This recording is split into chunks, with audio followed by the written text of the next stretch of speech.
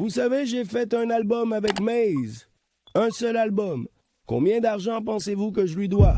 Ne peux pas l'arrêter. Jamais venu d'où tu viens. D'une canne à sucre, j'ai apporté cela d'où tu viens. Tu ne peux pas rapporter une chose. Ils ne nous ont certainement pas reposés, c'est sûr. Nous avons mis la vérité devant les gens, l'avons mise sur la table. Maintenant, on ne va même plus se soucier. Maintenant, on est là à gagner de l'argent. En ce moment, j'ai une espérance en mouvement, donc faites venir le tribunal du mérite après moi. Quel salaud! Tu devrais savoir que Donald Trump était un rat dans une assiette, en fait dans l'arrière-cour avec une chantilly.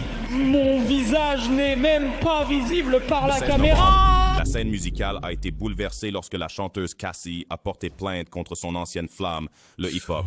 Le magnat Sean Diddy Combs. Le procès accuse Diddy de l'avoir maltraité et abusé pendant leur relation romantique de 10 ans. Ce drame juridique a mis Diddy sous les projecteurs. D'autant plus qu'il se repositionne comme Brother Love depuis 2017. Le procès a également déclenché une vague d'allégations supplémentaires, y compris les allégations de 2 autres femmes.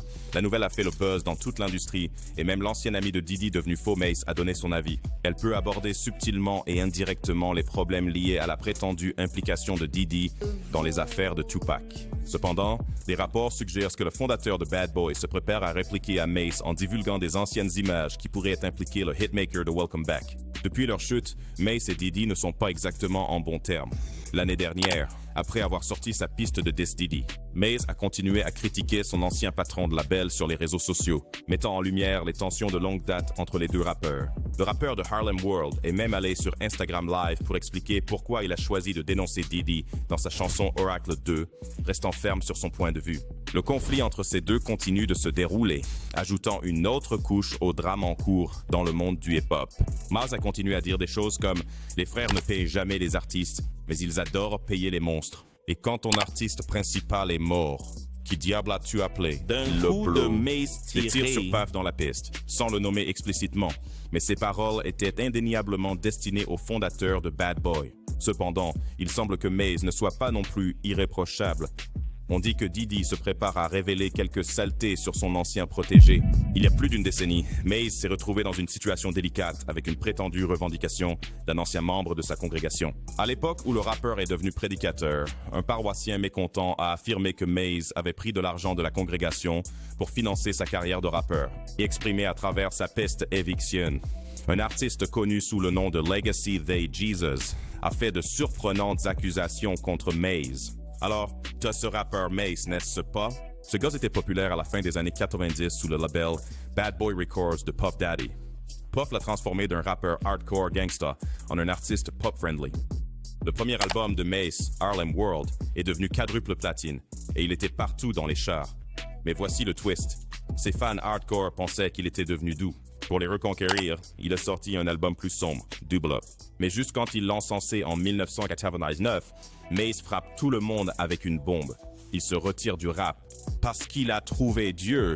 Alors, Mace prend une pause de 5 ans, devient pasteur à Atlanta et fonde sa propre église. Certains pensent qu'il a été poussé hors de Harlem dans la scène du rap.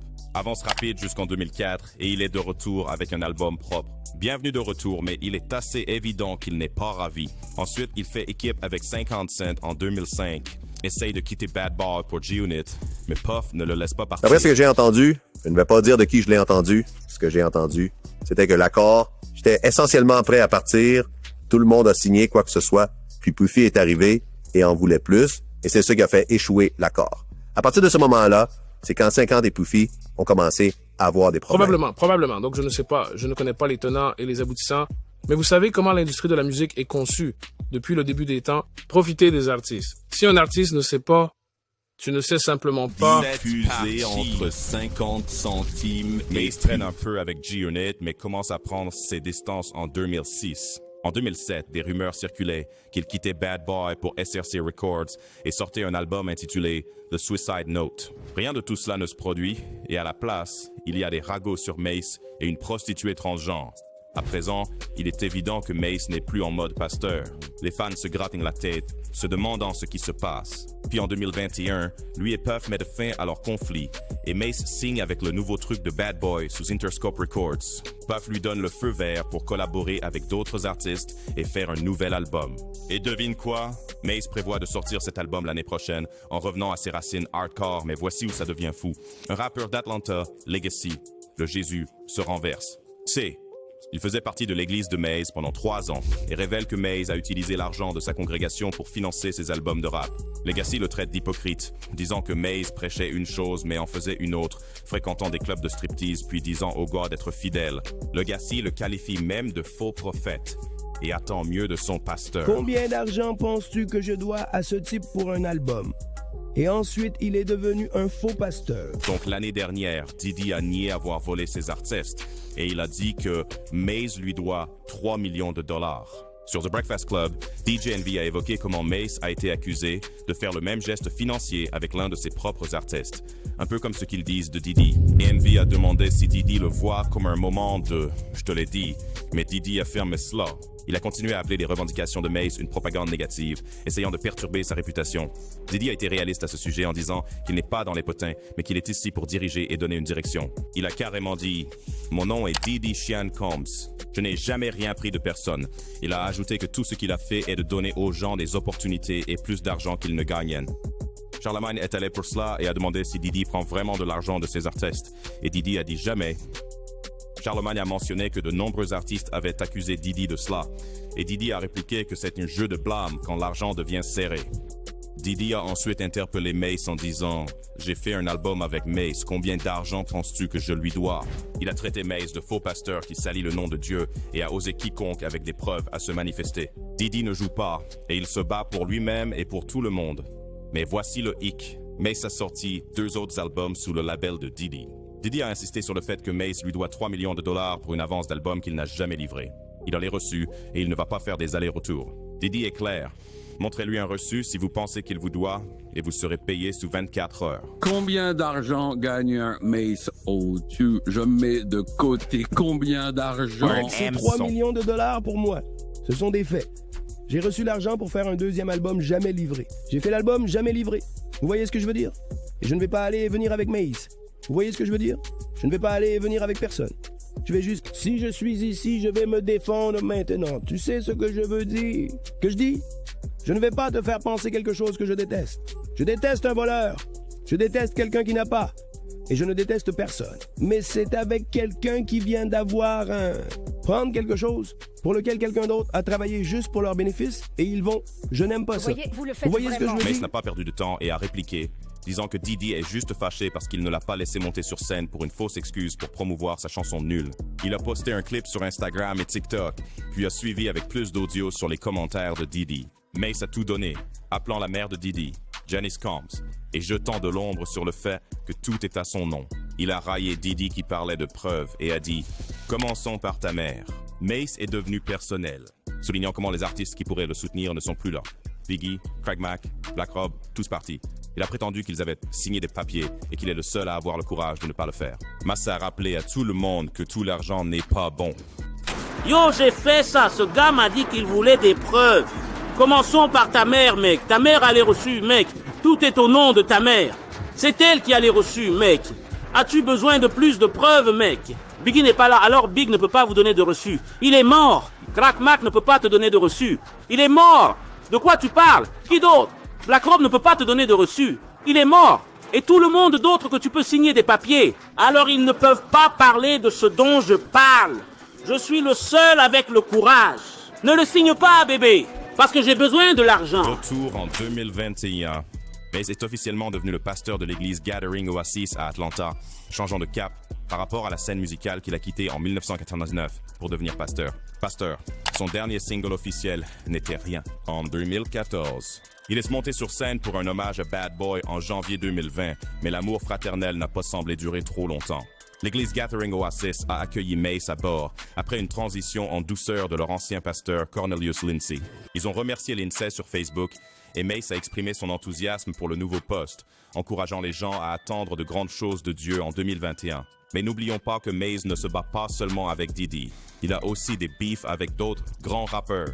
En septembre 2020, Mace a lancé quelques mots à Kanye West qui semblait se moquer de lui dans sa chanson de 2010, Devil in a New Dress. Mace a souligné que lorsqu'il a décidé de se concentrer sur sa foi, Kanye traversait une phase similaire axée sur la foi avec des services du dimanche et des albums de gospel.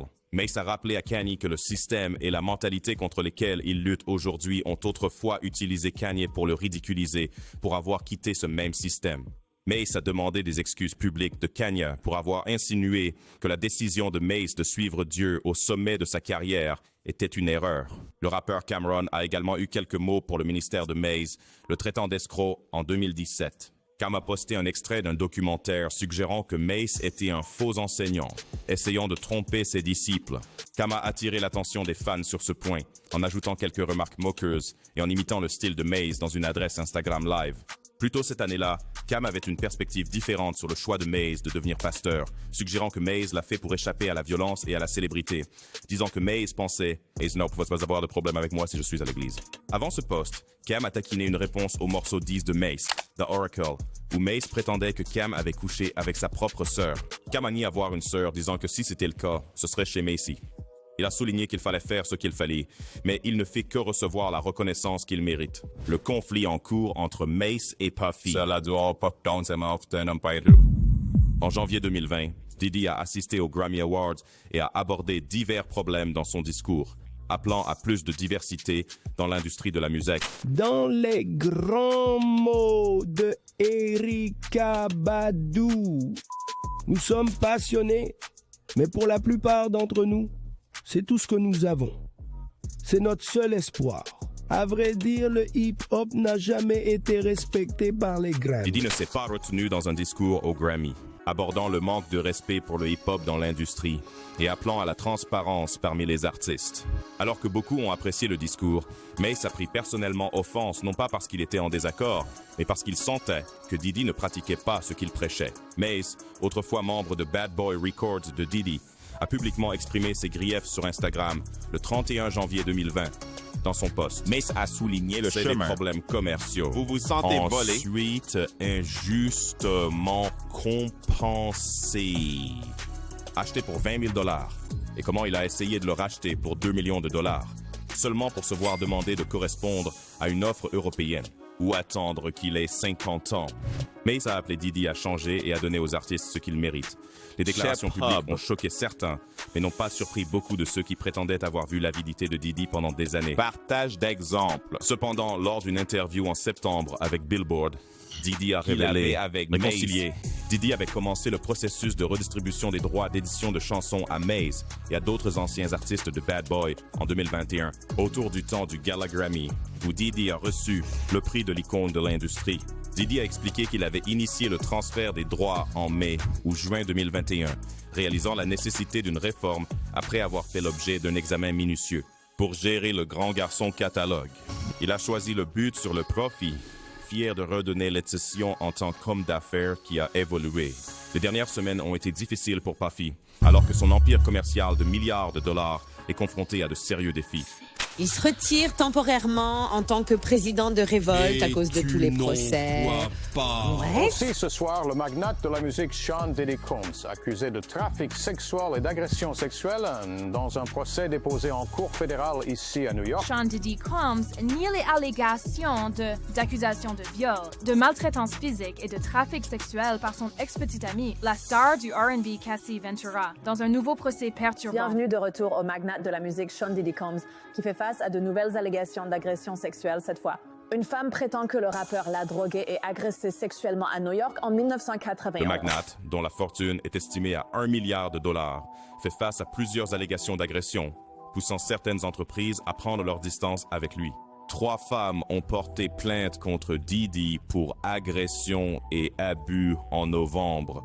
Malgré le fait d'être l'un des interprètes de hip-hop les plus riches avec un portefeuille d'entreprises diversifiées, y compris un label de musique, une compagnie de boissons et une station de télévision, les allégations récentes ont conduit à des revers. Diddy a été abandonné par une école privée qu'il a aidé à ouvrir, a renoncé à son rôle de président de la société de télévision Revolt et a vu sa marque de vêtements être progressivement éliminée. Les experts en affaires avertissent que cela pourrait être juste le début des ennuis pour le magnat.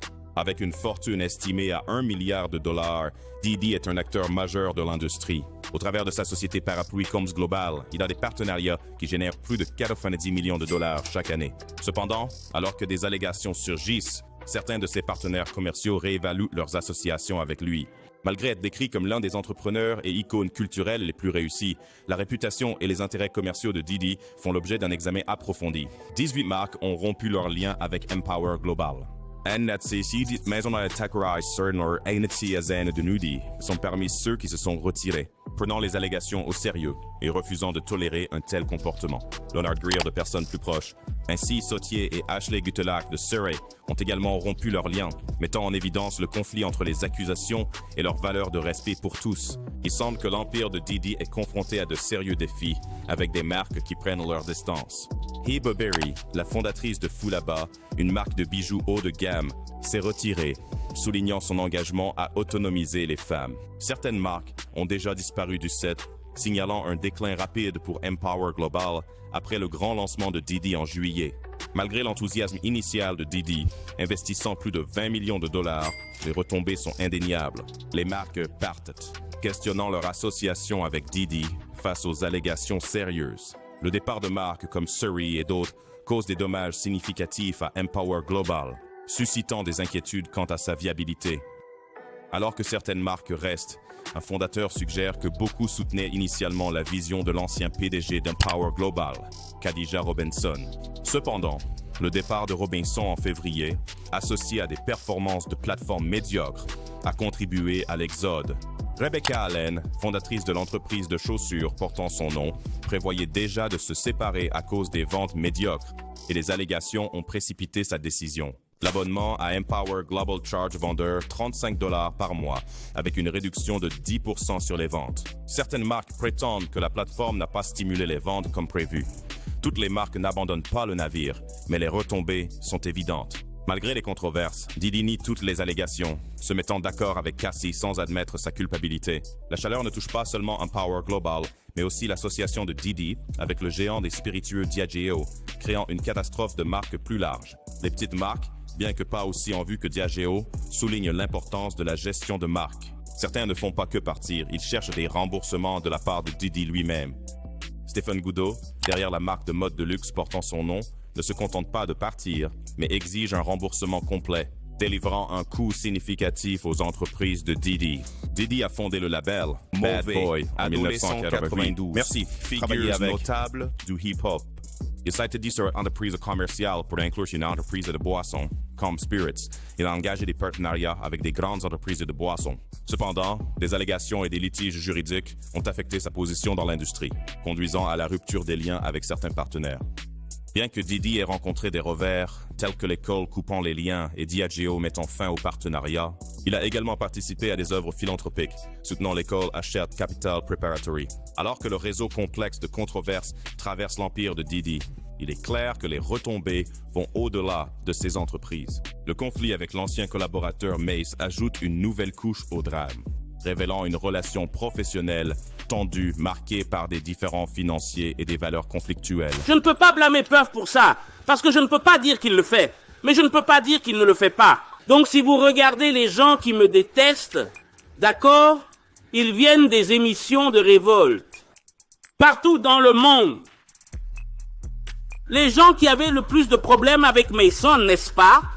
Les trucs les plus fous à mon sujet viennent de la révolte.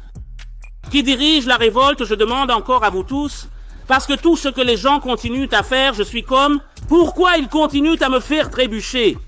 On dirait presque qu'ils veulent que je devienne quelque chose qui va leur être préjudiciable, car cela ne me nuira pas. Alors réponds à ça, puisque nous parlons vraiment. Ouais, il dirige la révolte. D'accord. Donc quand je le contacte et que je dis, yo, tu as des gens chaque fois qu'ils essaient de discréditer mon nom. Tu ne penses pas que cela m'a bloqué pour d'autres offres? Tu ne penses pas que cela m'a privé d'autres revenus? Tu ne penses pas que cela affecte ma subsistance? Mis à l'écart en ce moment? Et pas maintenant, parce que j'ai atteint un endroit où je vais juste dire que je gagne tellement d'argent en dehors de la musique. Alors que Mace accuse Diddy de malversation financière, Diddy nie vigoureusement toute faute, affirmant qu'il a toujours offert des opportunités et du soutien aux artistes. Le conflit entre les deux ne souligne pas seulement les complexités de l'industrie musicale, mais soulève également des questions sur la loyauté, intégrité et les lignes floues entre les relations d'affaires et personnelles. Les allégations d'abus sexuels contre Diddy compliquent davantage le récit, avec des marques de sortie chasse des sites de marques qui se distancient de sa plateforme Empower Global. Au fur et à mesure que les accusations s'accumulent, l'homme d'affaires prospère se retrouve empêtré dans des batailles juridiques face à un potentiel démantèlement d'un empire du milliard de dollars. Au milieu de ce tumulte, ce ne sont pas seulement les entreprises de Diddy qui sont sous surveillance, c'est sa réputation, son héritage et la danse complexe entre le pouvoir et la responsabilité. Alors que la saga se déroule, seul le temps révélera l'impact réel sur l'empire de Diddy et si les échos de discorde résonneront à travers les couloirs de l'histoire du hip-hop.